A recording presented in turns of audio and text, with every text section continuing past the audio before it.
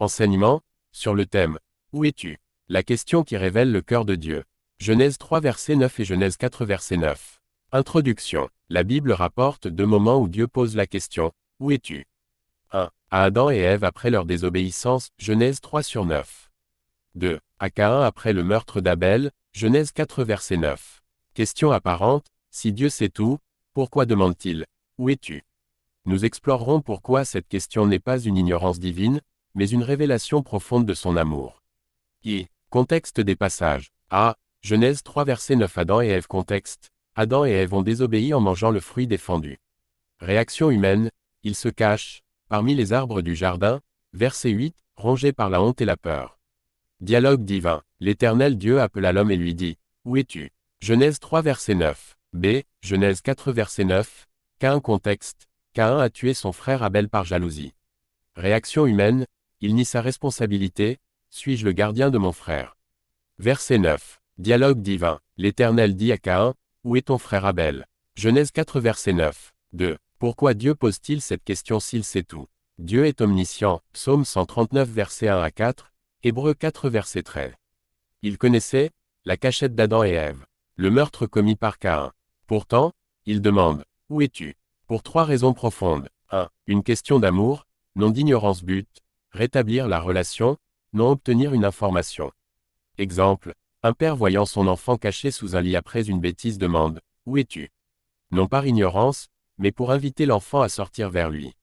Dieu cherche le dialogue, il veut que l'homme reconnaisse son état et revienne à lui. Ézéchiel 34 verset 11.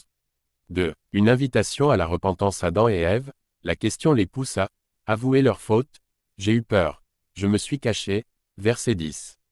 Prendre conscience de leur rupture avec Dieu. Caïn, la question révèle son péché et lui offre une chance de se repentir. Mais Caïn refuse, verset 9. 3. Un appel à la responsabilité, où es-tu Égal, où en es-tu spirituellement Pour Adam, Ève, où en est ta relation avec moi Pour Caïn, où en est ton cœur après ce crime Dieu respecte notre libre arbitre, il ne force pas la confession, mais l'invite. 3. Leçon, que nous révèle cette question aujourd'hui. 1. Dieu nous cherche dans nos cachettes, nos jardins, modernes, péchés secrets, addictions, orgueil, indifférence. Son appel, « Où es-tu » est un cri d'amour pour nous ramener, Luc 19 verset 10. 2. La repentance est la porte du pardon Adam, Ève versus Caïn.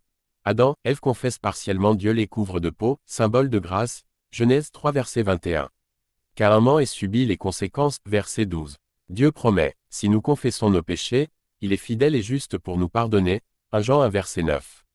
3. Jésus-Christ, la réponse ultima, où es-tu Sur la croix, Jésus-Christ, mon Dieu, pourquoi m'as-tu abandonné Matthieu 27 verset 46. Il a pris notre place de perdu, pour que Dieu nous trouve. Promesse, je ne te délaisserai point, Hébreux 13 verset 5. 4. Application pratique à, pour les non-croyants, Dieu vous appelle aujourd'hui, où es-tu Êtes-vous loin de lui, caché dans le travail, les plaisirs, le doute Répondez comme Adam, sortez de la cachette. Confessez votre besoin de lui. B. Pour les croyants, examinez vos cachettes. Avez-vous des zones non soumises à Christ Entendez-vous son appel à revenir Conclusion. L'amour inlassable de Dieu, où es-tu n'est pas la question d'un Dieu ignorant, mais le cri d'un père, cherchant ses enfants perdus. La grâce, qui nous tend la main avant le jugement.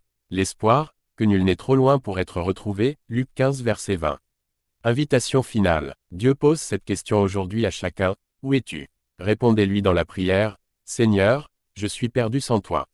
Pardonne-moi, je sors de ma cachette et je viens à toi. À emporter, un verset, cherchez l'Éternel pendant qu'il se trouve, invoquez-le, tandis qu'il est prêt. Ésaïe 55 verset 6. Une action, passer 5 minutes en silence devant Dieu et lui demander, Seigneur, où suis-je réellement avec toi